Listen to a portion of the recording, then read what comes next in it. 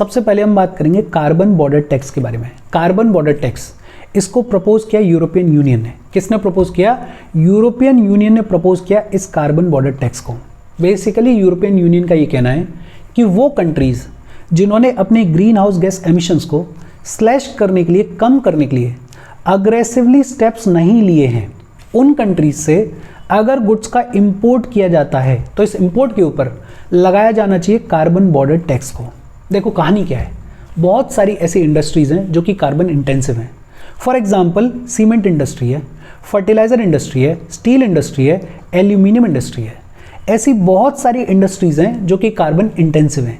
ऐसी बहुत सारी इंडस्ट्रीज हैं जो कि खूब सारा कार्बन का एमिशन करती हैं। यूरोपियन यूनियन का कहना यह है कि वो कंट्रीज जिन्होंने अपने ग्रीन हाउस गैस एमिशंस को स्लैश करने के लिए, कम करने के लिए एडुकेटली और अग्रेसिवली स्टेप्स नहीं लिए हैं, उन कंट्रीज से अगर इन कार्बन इंटेंसिव गुड्स का इंपोर्ट किया जाता है तो उस इंपोर्ट के ऊपर लगाया जाना चाहिए कार्बन बॉर्डर टैक्स। ये कार्बन बॉर्डर टैक्स क्या होता है, होपफुली आपको समझ में आया होगा। लेकिन एक सवाल ये आता है कि यूरोपियन यूनियन इस कार्बन बॉर्डर टैक्स को प्रपोज क्यों कर रहा है? एक रीज़न तो बड़ा सिंपल है। एक रीज़न क्या है कि भाई एनवायरनमेंट हमारे लिए इंपॉर्टेंट है, इस एनवायरनमेंट को प्रोटेक्ट करना हमारी ज़रूरत भी है और हमारी जिम्मेदारी भी है। दूसरा, यूरोपियन यूनियन का एक सिस्टम है, उस सिस्टम का नाम क्या है? Emissions trading system. क्या नाम है? Emissions trading system. ये एमिशंस ट्रेडिंग सिस्टम क्या है? अगर इसको बहुत सिंपल और बहुत नाइव लैंग्वेज में एक्सप्लेन करें तो एक तरीके से यूरोपियन यूनियन में जितनी भी ऐसी कंपनीज हैं जो कि कार्बन का एमिशन करती हैं, उन पर चार्ज लगाया जाता है, उनसे पैसा लिया जाता है और इस पैसे के बदले में उनको परमिशन दी जाती है कि वो किस लिमिट तक कार्बन को एमिट कर सकती हैं। और ये जो पैसा लिया जा रहा है, इस पैसे को यूज़ किया जाता है एनवायरनमेंट को प्रोटेक्ट करने के लिए। हालांकि एग्जैक्टली इस तरीके से फंक्शन नहीं करता ये एमिशंस ट्रेडिंग सिस्टम, लेकिन आज समझने के लिए बहुत सिंपल तौर पे अगर बात करें तो एमिशंस ट्रेडिंग सिस्टम में क्या होता है कि वो कंपनीज जो कि कार्बन का एमिशन करती हैं उन पर चार्ज लगाया जाता है, उनसे पैसा लिया जाता है और बदले में उनको परमिशन दी जाती है कि वो किस लिमिट तक कार्बन को एमिट कर सकती हैं। और ये जो पैसा लिया गया है, इस पैसे को यूज़ किया जाता है एनवायरनमेंट को प्रोटेक्ट करने के लिए। सिस्टम तो बहुत अच्छा है, लेकिन इसमें एक प्रॉब्लम है। प्रॉब्लम क्या है कि क्योंकि एमिशंस ट्रेडिंग सिस्टम के तहत कंपनीज पे चार्ज लगाया जा रहा है, तो कंपनीज का जो बिजनेस है वो एक्सपेंसिव हो जाता है, वो महंगा हो जाता है। और यूरोपियन यूनियन को ये डर है कि कहीं ये कंपनीज ऐसे कंट्रीज में रीलोकेट ना कर जाएं, ऐसे कंट्रीज में ना चले जाएं जहां पे ये एमिशंस ट्रेडिंग सिस्टम वाला चार्ज नहीं लगता है, बिकॉज वहां पे बिजनेस थोड़ा सस्ता हो जाएगा। तो ये जो प्रॉब्लम है, इसको काउंटर करने के लिए यूरोपियन यूनियन क्या प्रपोज कर रहा है कि ऐसे कंट्रीज जिन्होंने अपने ग्रीन हाउस गैस एमिशंस को कम करने के लिए अग्रेसिवली स्टेप्स नहीं लिए हैं, उन कंट्रीज से अगर कार्बन इंटेंसिव गुड्स का इंपोर्ट किया जाता है तो उस इंपोर्ट के ऊपर लगाया जाना चाहिए कार्बन बॉर्डर टैक्स। और अब आपको होपफुली समझ में आ रहा होगा कि क्यों कार्बन बॉर्डर टैक्स को प्रपोज किया जा रहा है। इन्हीं लाइंस पे बातचीत करता है यूएस का कहना यह है कि ऐसी कंट्रीज जहां पे सब्सटेंशियल क्लाइमेटिक पॉलिसीज नहीं है, उन कंट्रीज के ऊपर ऐसा कार्बन बॉर्डर टैक्स जैसा कोई टैक्स लगाया जाना चाहिए। हालांकि मजे की बात यह है कि जब कार्बन एमिशन की बात होती है तो one of the biggest player in that is US खुद एक बहुत बड़ा प्लेयर है कार्बन एमिशंस के मामले में। लेकिन हाँ, हमें थोड़ा अग्रेसिव तो होना ही पड़ेगा अगर एनवायरनमेंट को प्रोटेक्ट करना है तो। बहुत सिंपल, कार्बन बॉर्डर टैक्स क्या होता है? एक तो इसको प्रपोज किसने किया? यूरोपियन यूनियन ने इसको प्रपोज किया। होता क्या है? बेसिकली यूरोपियन यूनियन का ये कहना है कि वो कंट्रीज जिन्होंने अपने ग्रीन हाउस गैस एमिशंस को कम करने के लिए, स्लैश करने के लिए अग्रेसिवली स्टेप्स नहीं लिए हैं, उन कंट्रीज से अगर कार्बन इंटेंसिव गुड्स का इंपोर्ट होता है तो उस इंपोर्ट के ऊपर लगाया जाना चाहिए कार्बन बॉर्डर टैक्स। बहुत सिंपल। फिर इसके बाद पनामा एंड पैराडाइज पेपर्स। अगर आप न्यूज़ को फॉलो करते हो तो फॉर श्योर आपने इसके बारे में सुना होगा, पनामा लीक्स के बारे में सुना होगा। देखो, पनामा बेसिकली एक टैक्स हेवन कंट्री है। और टैक्स हेवन क्या होता है, अपन ने पिछले ही वाले सेशन में पढ़ा है। टैक्स हेवन बेसिकली वो कंट्रीज जहां पे टैक्स के रेट्स या तो बहुत कम हो या टैक्स लगता ही नहीं हो। और क्योंकि ये पनामा जैसी कंट्रीज टैक्स हेवन कंट्रीज होती हैं, तो इन कंट्रीज को बड़े बड़े कंपनीज, बड़े बड़े इंडिविजुअल्स यूज़ करते हैं अपने पैसे को छुपाने के लिए, यूज़ करते हैं टैक्स को इवेड करने के लिए, यूज़ करते हैं शेल कंपनीज को बनाने के लिए, यूज़ करते हैं मनी को लॉन्डर करने के लिए। पनामा में एक लॉ फर्म थी जिसका नाम था मोसैक फोनेस्का। मोसैक नाम की जो लॉ फर्म है, इसके लगभग 11.5 मिलियन कॉन्फिडेंशियल डॉक्यूमेंट्स लीक हुए थे इस पनामा लीक में। और ये जो डॉक्यूमेंट्स हैं, इनमें जानकारी थी उन शेल कंपनीज के बारे में, उन लोगों के बारे में जो कि गलत तरीके से टैक्स को इवेड कर रहे थे, जो कि मनी को लॉन्डर कर रहे थे। ऐसे सभी कंपनीज और लोगों के बारे में जानकारी थी। बहुत ज़्यादा डिटेल में इसको पढ़ने की ज़रूरत नहीं है, बहुत सिंपल याद रखो कि पनामा लीक्स या पैराडाइज पेपर्स ये क्या थे। पनामा की एक लॉ फर्म मोज़ैक के लगभग 11.5 मिलियन कॉन्फिडेंशियल डॉक्यूमेंट्स लीक हुए थे, जिनमें जानकारी थी ऐसी बहुत सारी शेल कंपनीज, ऐसे बहुत सारे लोगों के बारे में जो कि टैक्स को इवेड कर रहे थे, जो कि अपने पैसे को छुपा रहे थे पनामा में, जो कि मनी को लॉन्डर कर रहे थे पनामा के थ्रू। फिर एक टर्म है base erosion and profit shifting. Base erosion and profit shifting के बारे में ऑलरेडी अपन ने पढ़ा हुआ है। आपको याद हो तो हमने बात की थी गूगल टैक्स के बारे में, या हमने बात की थी इक्वलाइजेशन लेवाई के बारे में। कब लगाया गया था इसको? 2016 में लगाया गया था। कौन सी कमेटी की रिकमेंडेशन पे? अखिल रंजन कमेटी की रिकमेंडेशन पे लगाया गया था। जब हमने पढ़ा था इस गूगल टैक्स के बारे में, इसी चैप्टर का सेकंड सेशन, तब हमने बात की थी इस base erosion and profit shifting के बारे में। Base erosion and profit shifting में होता क्या है? देखो, जितनी भी बड़ी बड़ी एमएनसीज हैं और कई बार जो बड़े बड़े पैसे वाले इंडिविजुअल्स हैं, वो क्या करते हैं, वो अपने प्रॉफिट्स को शिफ्ट करते हैं टैक्स हेवंस में। कहाँ पे शिफ्ट करते हैं? टैक्स हेवंस में। टैक्स हेवंस ऐसी कंट्रीज जहाँ पे टैक्स के रेट ना के बराबर हैं या टैक्स लगता ही नहीं है। क्यों करते हैं? क्योंकि प्रॉफिट के ऊपर टैक्स लगता है, टैक्स को बचाना है, टैक्स को इवेड करना है। इसका सबसे आम एग्जाम्पल क्या है? जैसे बड़ी बड़ी जितनी भी एमएनसीज हैं, जैसे मान लेते हैं अपन एग्जाम्पल ले लेते हैं गूगल का या ले लेते हैं फेसबुक का। ये कंपनीज क्या करती हैं? इनका जो सब्सटेंशियल बिजनेस है वो इंडिया में है। प्रोडक्ट्स अपने कहाँ बेचेंगे? इंडिया में बेचेंगे। सर्विसेज अपनी कहाँ बेचेंगे? इंडिया में बेचेंगे। प्रॉफिट कहाँ से कमाएंगे? इंडिया से कमाएंगे। लेकिन जब टैक्स देने की बारी आएगी तो क्या बोलेंगे इंडियन गवर्नमेंट को कि हम तो नॉन रेजिडेंशियल कंपनी है, आपके यहाँ पे रेजिडेंशियल थोड़ी है। हमारा तो जो बेस है वो मान लेते हैं पनामा में, हमारा तो जो बेस है वो मान लेते हैं हांगकांग में। तो हमारा जो बेस है वो वहाँ पर है, तो हम टैक्स को वहाँ पे देंगे। और वहाँ पे इन्होंने बेस क्यों बनाया हुआ है? बिकॉज वहाँ पे जो टैक्स का रेट है वो एकदम से कम है। हो सकता है इंडिया में 20% देना पड़ रहा हो और पनामा में सिर्फ 2% देना पड़ रहा हो। तो ये जो प्रॉफिट को शिफ्ट किया जाता है टैक्स को इवेड करने के लिए, इसको कहा जाता है base erosion and profit shifting. This helps the companies to enjoy low taxes. लेकिन इसमें प्रॉब्लम क्या है कि भाई प्रॉफिट तुम हमारे कंट्री में कमा रहे हो, बिजनेस पूरा तुम्हारा हमारे कंट्री में है, डिजर्व हम करते हैं कि टैक्स हमें मिले, लेकिन तुम हमारे रेवेन्यू को नेगेटिवली इंपैक्ट कर रहे हो, टैक्स हमें नहीं दे रहे हो। टैक्स किसको दे रहे हो? टैक्स दे रहे हो किसी टैक्स हेवन वाली कंट्री को। ये जो प्रॉफिट शिफ्ट किया जा रहा है ये दो तरीके से किया जा सकता है। एक तो प्लेस ऑफ मैनेजमेंट, कि जो एमएनसी है, जो मल्टीनेशनल कंपनी है, कॉरपोरेशन है, वो बोले कि मेरी जो ऑफिशियल टेरिटरी है वो किसी दूसरे कंट्री में, जैसे अपने एग्जांपल में कि प्रॉफिट कमाएंगे इंडिया में, लेकिन जब इंडिया को टैक्स देने की बारी आएगी तो क्या बोलेंगे कि देखो हमारा तो बेस यहाँ पे है ही नहीं, हमारा तो बेस है मान लेते हैं हांगकांग में, हमारा तो बेस है मान लेते हैं पनामा में, हमारा तो बेस है किसी टैक्स हेवन कंट्री में, टैक्स हम वहाँ पे देंगे। ये तरीका है कि वो कंट्री जहाँ पे थोड़ा हाई टैक्स है वहाँ पे टैक्स ना देना पड़े, और टैक्स हेवन कंट्री में जहाँ पे ना के बराबर टैक्स है वहाँ पे आप दिखा दो कि आपने टैक्स पे कर दिया है। तो एक तो प्लेस ऑफ मैनेजमेंट को शिफ्ट करके प्रॉफिट्स को शिफ्ट किया जाता है। दूसरा शेल कंपनीज। शेल कंपनीज क्या होती हैं? शेल कंपनीज एक तरीके से बोगस कंपनीज होती हैं, एक्चुअल में एग्जिस्ट नहीं करती हैं लेकिन पेपर में दिखाई जाएंगी। जैसे कोई बड़ी कंपनी है, वो पेपर में दिखा देगी कि हमारी पनामा में एक कंपनी है, या हमारी हांगकांग में एक कंपनी है, या हमारी किसी भी टैक्स हेवन वाली कंट्री में एक कंपनी है, और अपना जो प्रॉफिट है उसको शिफ्ट कर देगी ऑन पेपर उस कंट्री में। मतलब जब टैक्स देने की बारी आएगी तो टैक्स कहाँ देगी? उस कंट्री में देगी। यहाँ पे क्या बोल देगी कि यहाँ तो हम नॉन रेजिडेंट हैं, यहाँ पे टैक्स हम नहीं देंगे, और ये अपने आप में प्रॉब्लमेटिक है। शेल कंपनीज के मामले में अपन ने एक एग्जांपल देखा था जब हमने बात की थी ट्रांसफर प्राइसिंग के बारे में। एक बार फिर से देख लेते हैं।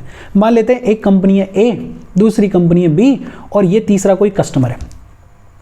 ए ने बी को रॉ मटेरियल बेचा और मान लेते हैं फायदा हुआ 50 रुपए का। एग्जाम्पल आपको याद होना चाहिए, दोबारा रिपीट करने अपन ये। और बी ने उस रॉ मटेरियल को बना के यूज़ करके कोई प्रोडक्ट बनाया और बेच दिया कस्टमर को, और मान लेते हैं बी को भी फायदा हुआ 50 रुपए का। कितने का हुआ? 50 रुपए का। मान लेते हैं कि ये जो ए कंपनी है ये किसी ऐसे कंट्री में लोकेटेड है जहाँ पे 20% टैक्स लगता है, और ये जो बी कंपनी है मान लेते हैं ये किसी ऐसे कंट्री में लोकेटेड है जहाँ पे सिर्फ 10% टैक्स लगता है। मतलब 50 रुपए पे 20% का टैक्स लगेगा। टैक्स कितना लगा? 10 रुपए का लगा। और इस 50 रुपए पे 10% का टैक्स लगेगा, मतलब टैक्स कितना लगा? 5 रुपए का लगा। मतलब अलग अलग ये कंपनीज अगर टैक्स को पे करेंगी तो टोटल 15 रुपए इनको पे करना पड़ेगा, ए को अपनी वाली कंट्री में, बी को अपनी वाली कंट्री में। लेकिन मान लेते हैं कि ये जो ए और बी है ये दोनों ही कंपनीज जो हैं वो किसी एक ही कंपनी की सब्सिडरीज हैं, शेल कंपनीज हैं, या एक तरीके से ब्रांच है। तो अब घपला कैसे किया जा सकता है? अब घपला कैसे किया जाएगा? ये ए और बी कंपनी एक दूसरे से रिलेटेड है, तो ये ए और बी कंपनी क्या करेंगी कि जब ए से बी तक माल को बेचा जा रहा है तो वहां पे प्रॉफिट दिखाएंगी सिर्फ 10 रुपए का। कितना दिखाएंगी? 10 रुपए का। और बी से सी तक, कस्टमर तक जब प्रोडक्ट को बेचा जा रहा है तो वहां पे प्रॉफिट दिखा देंगी, मान लेते हैं 90 रुपए का। कितने का? 90 रुपए का। अब ए कंपनी जिस कंट्री में लोकेटेड है वहां पर टैक्स का रेट है 20%, लेकिन वहां पर प्रॉफिट कितना दिखाया जा रहा है? सिर्फ 10 रुपए का। मतलब 10 का 20% 2 रुपए। और बी जिस कंट्री में लोकेटेड है वहां पर टैक्स का रेट है 10%, मतलब 90 रुपए के प्रॉफिट पर 10% का रेट लगेगा, मतलब 9 रुपए का टैक्स। टोटल अगर देखो तो 9 और 2 11 होते हैं।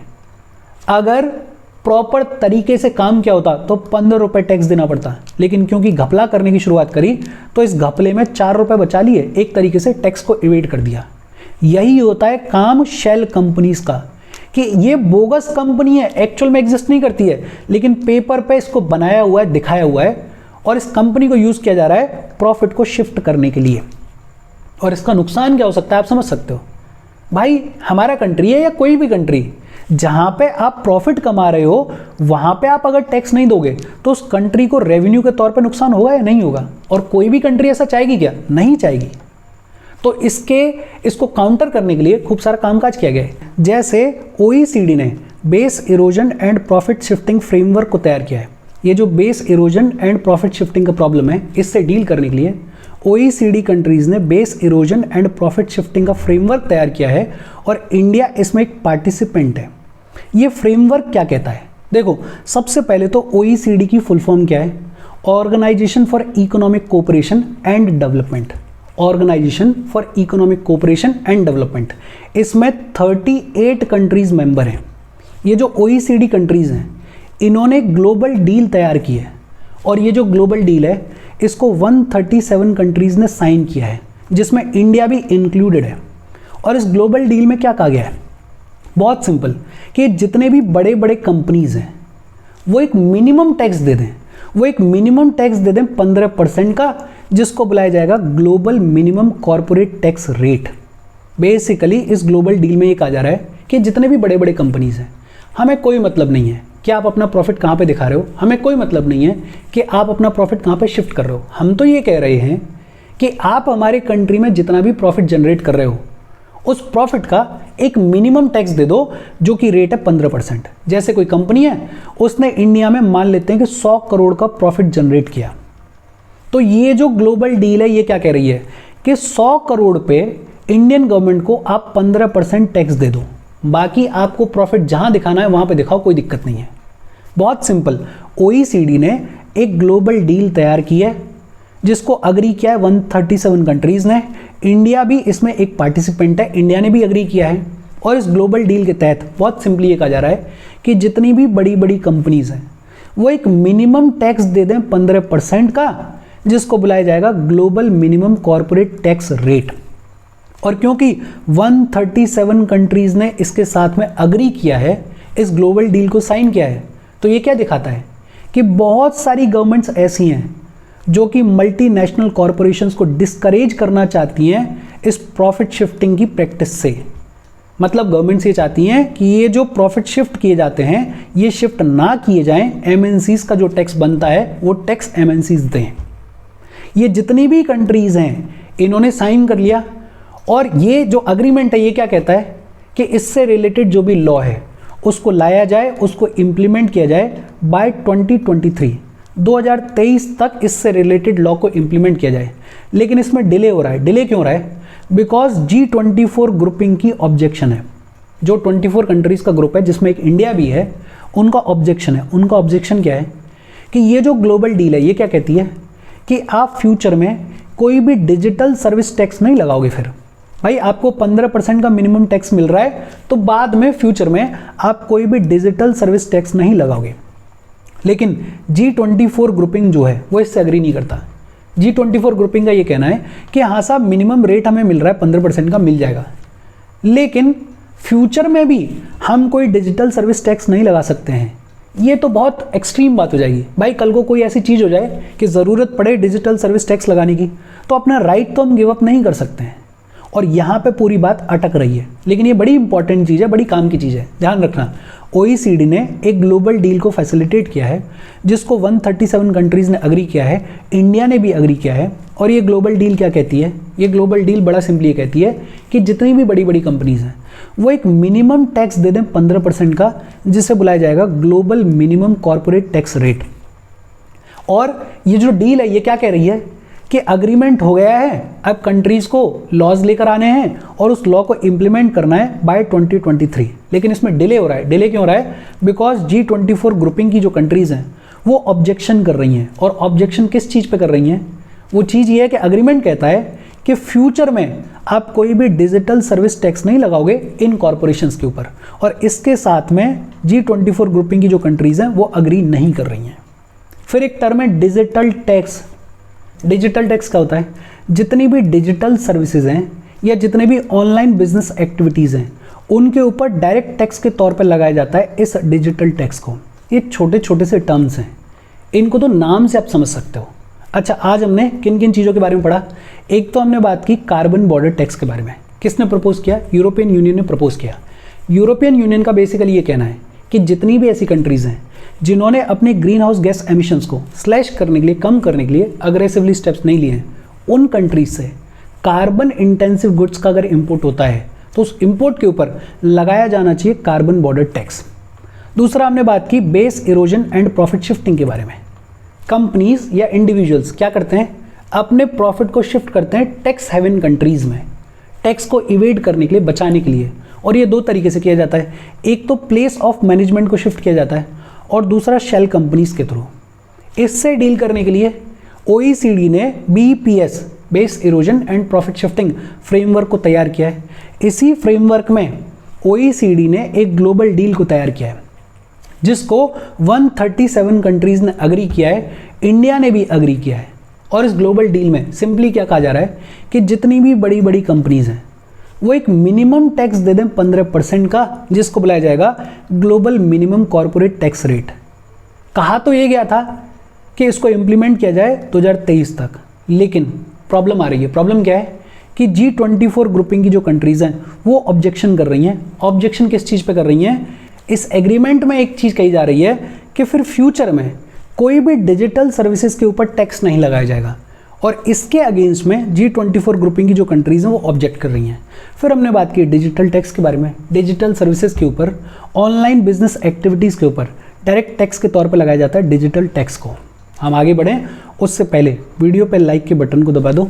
लाइक दबाना ज़रूरी है बिकॉज यूट्यूब ऐसे ही फंक्शन करता है। जब आप वीडियो पे लाइक के बटन को दबाते हो तो यूट्यूब वीडियो को कंसिडर करता है और थोड़ा सा पुश कर देता है। तो लाइक का बटन दबा दो, शेयर कर दो अपने सोशल मीडिया हैंडल्स पर, व्हाट्सएप वगैरह पे अपने फ्रेंड्स को।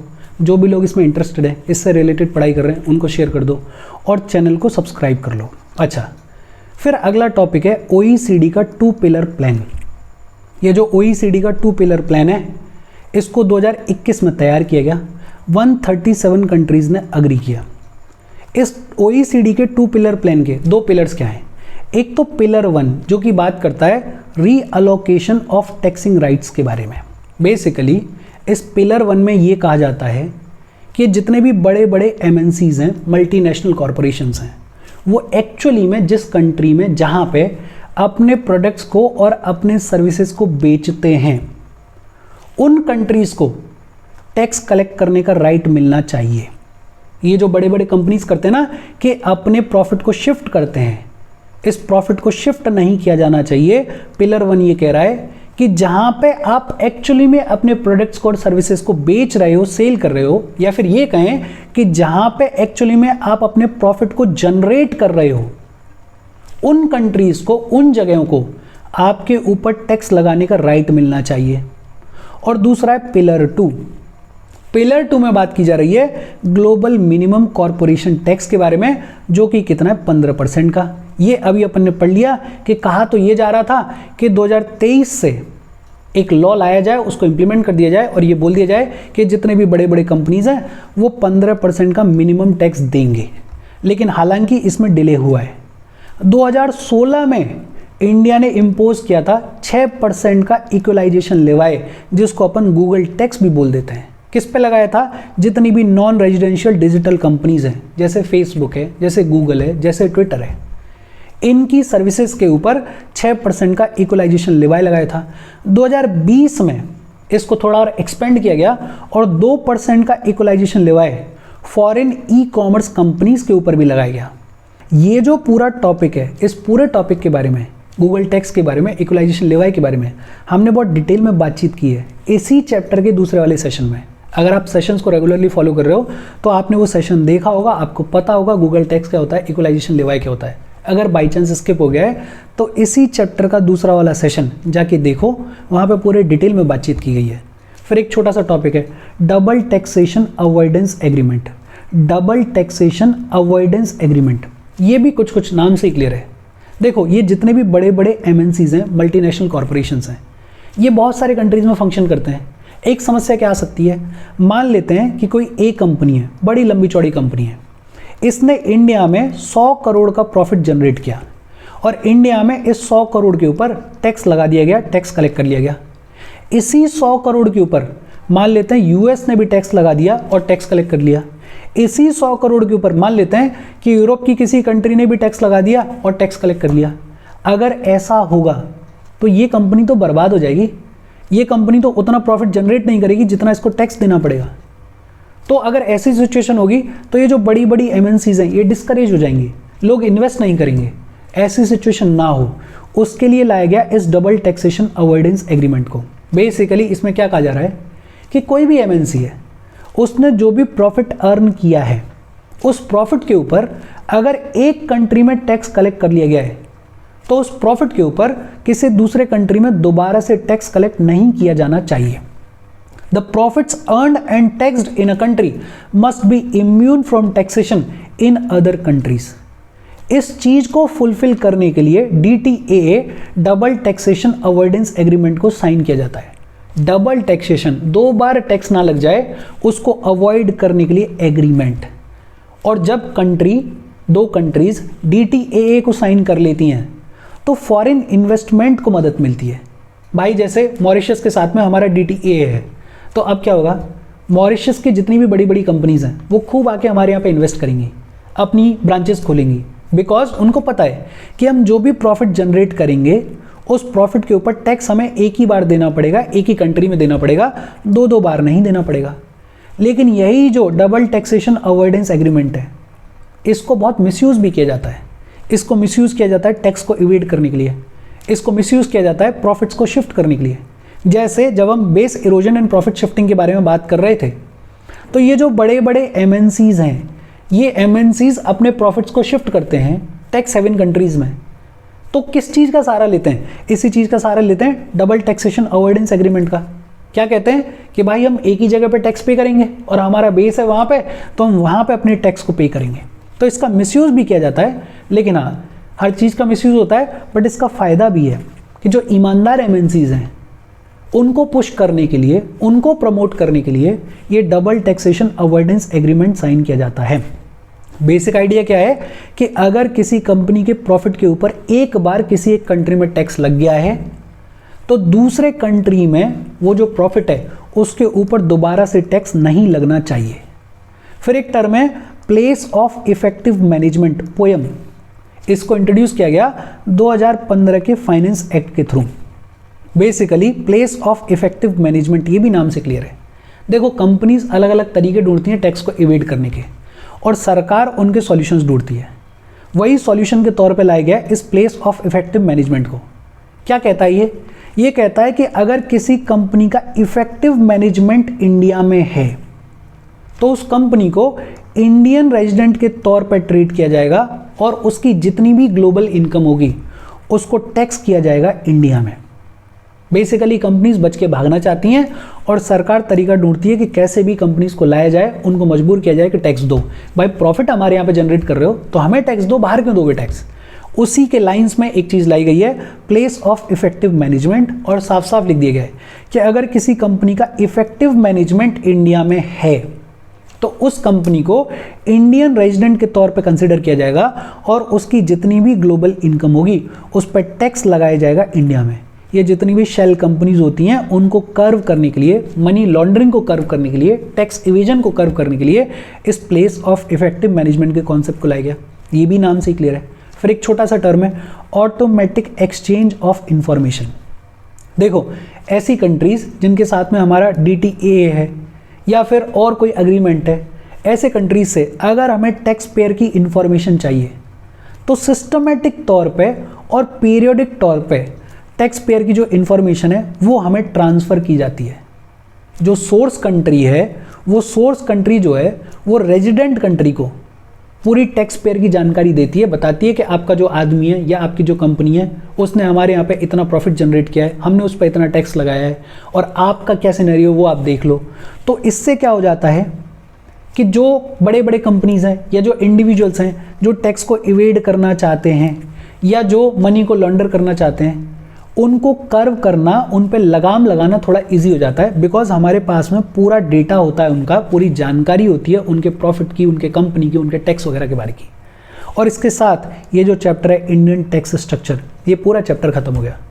इजी चैप्टर था लेकिन इस चैप्टर में बहुत सारे टर्म्स हैं और ऐसे टर्म्स हैं जो आमतौर पर अपन सुनते हैं तो ऐसा लगता है कि कोई इंपॉर्टेंट नहीं है, बट ये इंपॉर्टेंट है, प्रीलिम्स में पूछे जाते हैं, मेंस में काम आते हैं। तो इस चैप्टर को ढंग से पढ़ना। आज इस वीडियो में हो सकता है आवाज़ वगैरह आए खूब सारी, बिकॉज पास में शादी है, बट फिर भी कोशिश ऐसी की गई है कि कम से कम आवाज़ आए, ऐसे एनवायरनमेंट में शूट किया गया है। कोई दिक्कत हो तो कमेंट करके पूछ लेना। Thank you very much.